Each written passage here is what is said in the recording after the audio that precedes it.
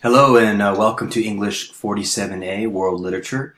This class spans from the beginning of time to around the 1650s or the Renaissance. So we have a large span and broad span of literature to look at in this course, and so it's very difficult then to kind of choose our stopping points.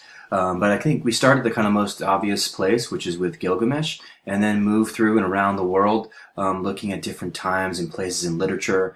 All these early literature, little art pieces or works, are really important to all of civilization, and they also have some commonalities in them, in that, all of course, these civilizations and early writings are questioning why we're on Earth and what we're supposed to be doing here. What's the meaning of life? And oftentimes, what's the meaning of death?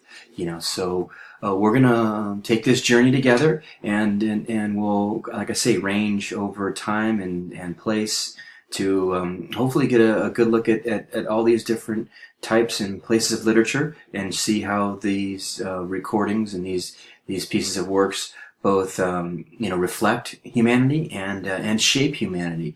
So that's kind of the course in a nutshell. I think there is a first little kind of caveat here. These old works are difficult to access, so you really have to find and work hard as a reader today to kind of think about how these things relate to you, and realize that all of these works are asking similar questions to the questions you're asking today about life.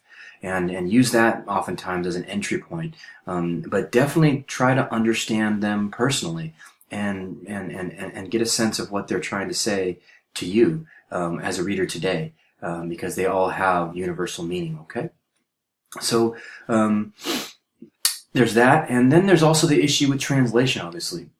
And so each of these works that I've provided to you are all fully accessible online, so the class doesn't have a required, reading list that you have to buy. I accept any translation that you want to use. So if you have a copy of a text that's on the list, feel free to use it.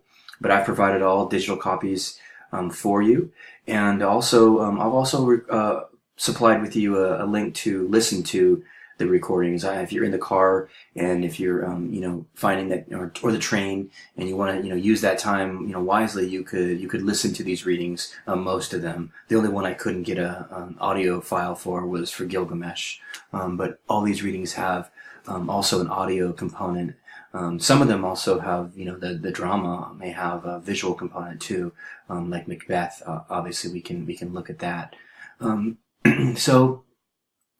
Okay, the structure of the course is set up so that you kind of post weekly.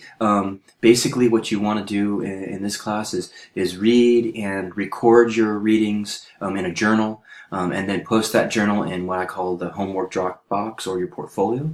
You'll see that in the modules, and also it's in the discussions area. It's really just a discussion between you and me. Really you and yourself, I guess, really. And it's a place where you post your homework. So I ask over the course of the quarter, you post about 20 journals total. And so you're going to be posting those in the homework Dropbox. And that's kind of the first step to the weekly progress that you'll be making towards kind of better understanding, and then moving towards discussion. So also in that week after you do your journals, I ask you to go online and post in the discussions and reply in the discussions. This is where we talk to other people about our personal responses to the readings that we're doing weekly. Okay, and so that'll happen, throughout the quarter, and then at the end you'll be asked to write a paper. So these journals are really important, and also the discussions, because if you're not paying attention to connections that you're making between different texts, it'll be more challenging for you to write the final essay, what I call the untimed or out of class essay, and that's not due till the day of the final. So we'll be working towards that the entire quarter. So you need to really pay attention to the readings, and also be trying to connect them and find relationships between them, because ultimately I ask you to connect two or more readings in your final paper. You can look on the syllabus, and that assignment is ready for you to look at if you'd like to see that. And then also you will have a final too. So that would be taken in the last week, the 12th week of class, probably near the end after you do peer response. And the final is really just a review of the other texts that you didn't write about in your final paper, or the class in general. So you don't have to touch everything. You just tell me what you learned or what you got out of the class. Other than what you wrote about in your final essay. So that's kind of the class in a nutshell.